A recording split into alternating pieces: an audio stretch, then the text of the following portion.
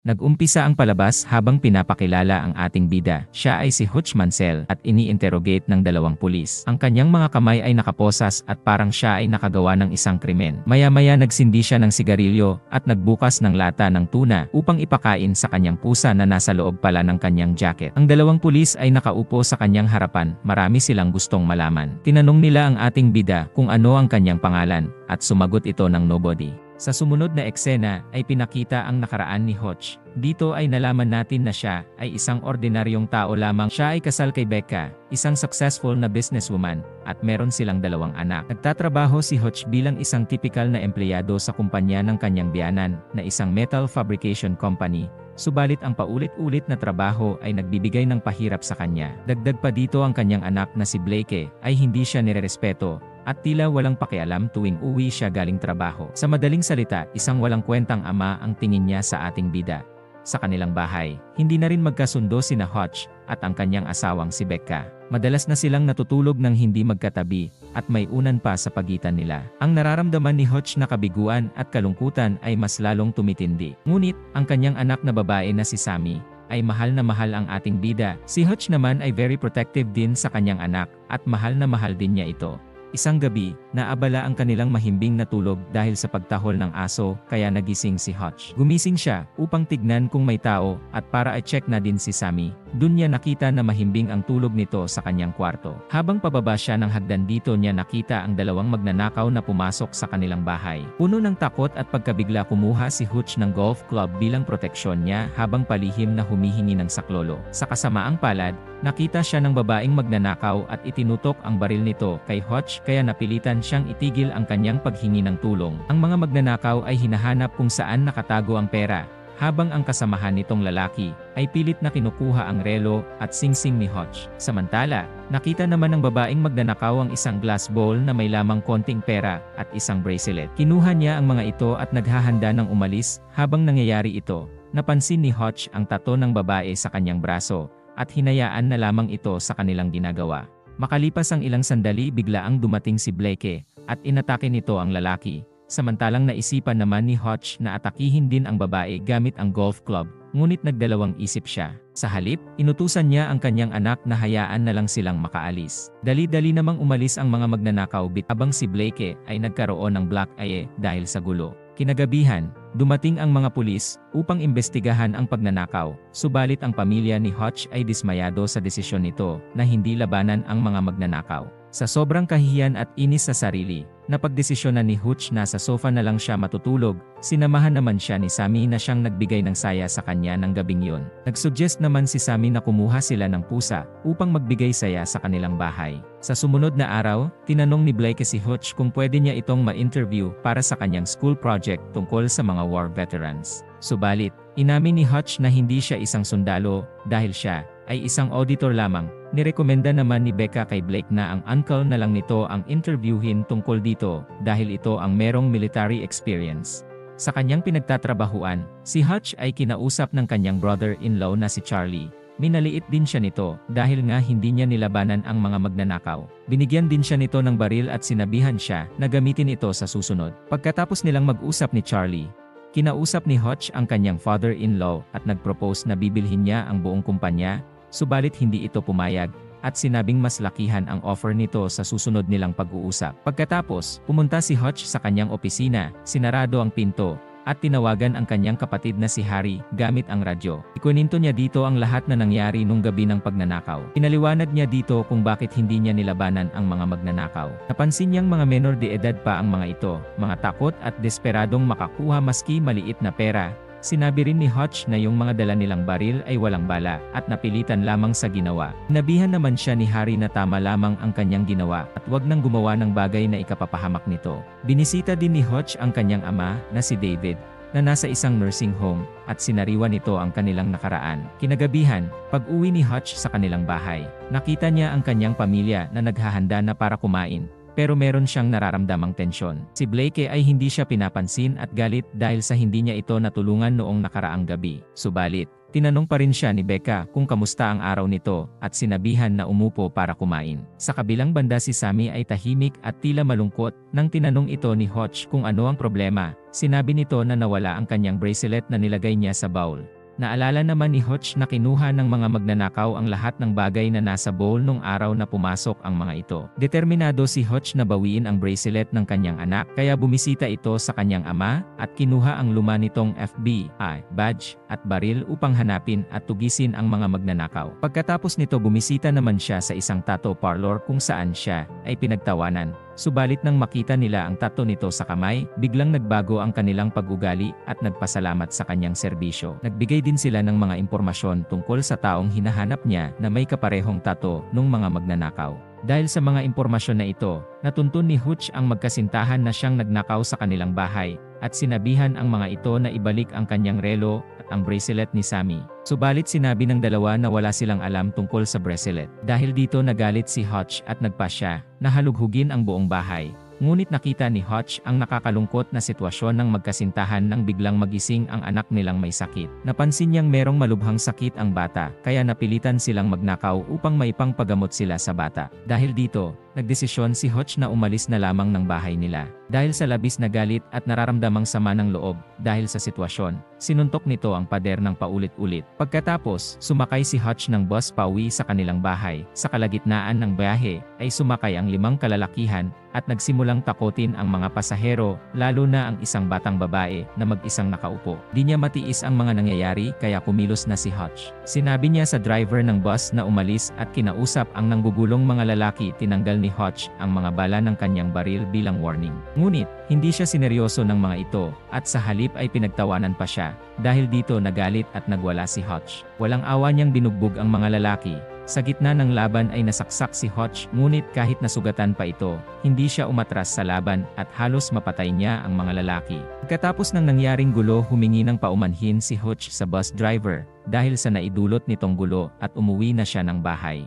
Pagsapit ng gabi, pag-uwi ni Hutch sa kanilang bahay, ay nakita niya si Becca na naghihintay sa kanya. Tinanong siya nito kung saan siya galing at sumagot siya na parang kagaya ito ng dati kung saan ay namimiss niya ang kanyang asawa. Si Becca ay dali-dali ding ginamot ang mga sugat nito habang pinag-uusapan ang problema nila sa kanilang pagsasama. Tinanong ni Hutch si Becca kung naalala pa ba daw niya kung gaano nila kamahal ang isa't isa noon at umaasa ito na muling maibalik ang dati nilang pagsasama.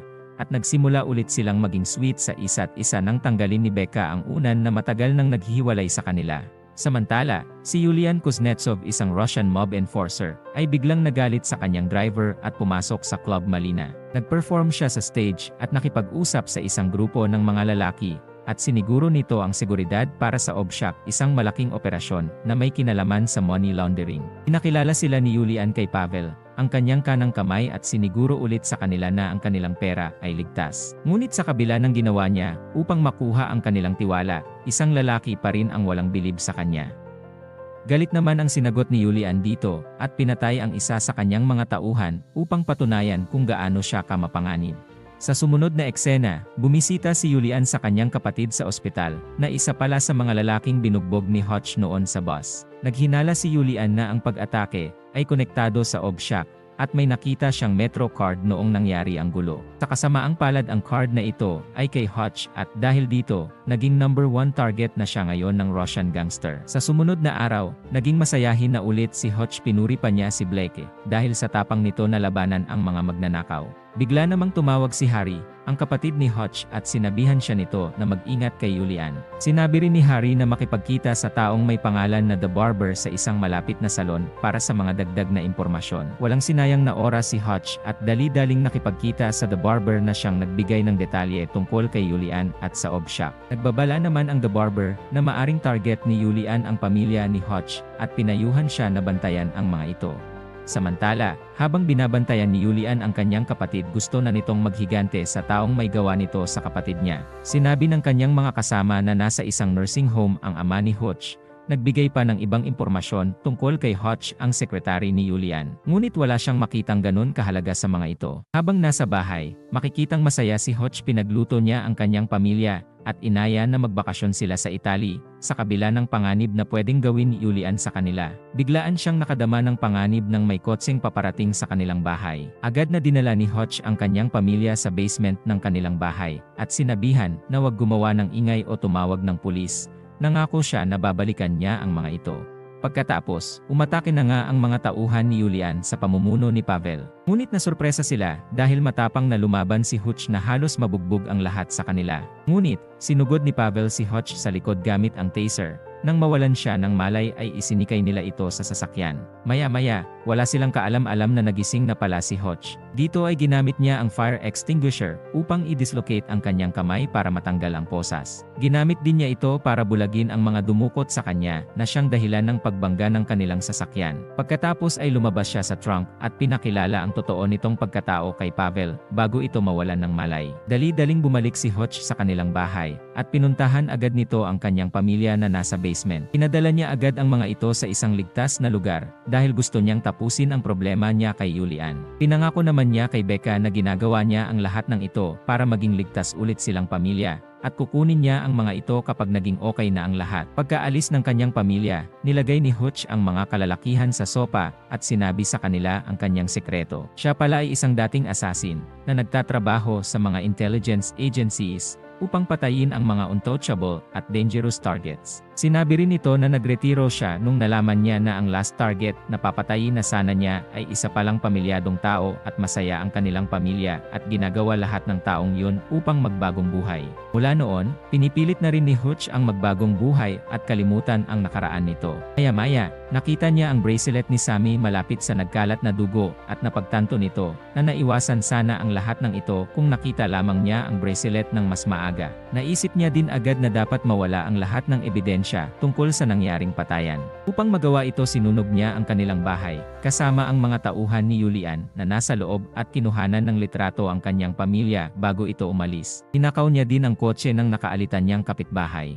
Sa kabilang banda, dalawang assassin ang dumating sa nursing home at agad na hinanap ang ama ni Hutch na si David. Ngunit, agad silang napatumba ng matanda sa isang suntok lang. Binisita ni Hutch ang kanyang father-in-law na si Eddie at binuhos ang isang bag na puno ng gold bars sa mesa nito at sinabi na bibilhin niya ang kumpanya. At pansamantalang isinirado naman ni Hutch ang factory, kung saan inipon niya ang mga baril at bala sa mesa. Alam niya na hindi siya titigilan ni Julian at naghahanda na ito para sa kanilang huling paghaharap. Tinawagan naman ni Harry si Hutch gamit ang radyo at pinaliwanag ang plano nito sa kanya. Kasunod nito, pumunta na si Hutch sa lugar kung saan naroon ang mga tauhan ni Julian at pinaputukan ang mga ito. Pagkatapos mapatay ang lahat, sinunog naman niya ang mga pagmamay-ari ni Julian na mga artwork at maraming pera. Tapos, pinuntahan naman niya si Julian at natitirang mga tao nito sa club. Labis ang pagkabigla ng gangster boss nang makita nitong nakaupo si Hutch sa mesa kung saan maraming tao, at agad niya itong nilapitan. Biglaan namang pinakita ni Hutch ang bomba na itinago niya sa ilalim ng isang napkin habang hawak ang detonator nito. Sinabihan niya si Julian na umupo rin dahil kailangan nilang mag-usap,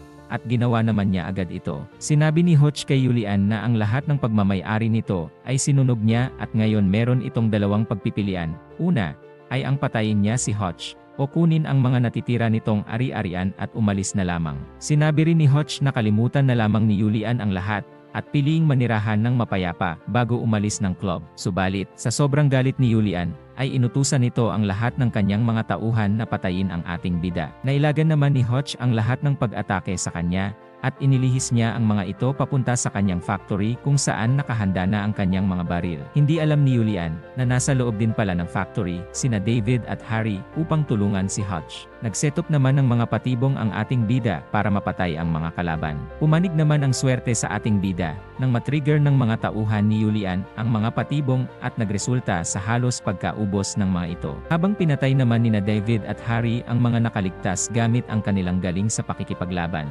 Subalit, ang gangster leader na si Julian ay nabaril si Harry sa likod. Nang mapansin ni Hutch na ubos na ang kanilang bala, Sinugod naman niya si Julian gamit ang isang bulletproof glass shield na may nakasabit na claymore mine. Pagkalapit niya kay Julian, ay agad niya itong pinasabog na siyang kinamatay agad ng ating kontrabida. Pagtapos ng lahat, agad na tinawagan ni Hutch si Becca at sinabing mahal niya ito at pwede na silang bumalik sa kanilang bahay. Sa sumunod na eksena, bumalik ito sa umpisa ng palabas kung saan makikita ang dalawang pulis na ini-interrogate si Hutch. Kasunod nito nakatanggap sila ng tawag mula sa kanilang seniors at sinabing pakawalan nila si Hutch at wag nang magsampa ng kahit anong kaso. Pagkalipas ng 3 buwan, sina Hutch at Becca ay bumibili ng bagong bahay nang makatanggap ito ng tawag na nagsasabing kailangan pa ng ahensya ang serbisyo nito. Agad namang nagtanong si Hutch sa broker kung meron bang basement ang bahay na binibili nila. Natapos ang pelikula na makikita sina Harry at David na nagmamaneho ng RV na puno ng mga baril at papunta ito sa isang hindi malamang lugar malapit sa dagat. Alam nila na kakailanganin nila ang mga baril na ito sa tamang panahon.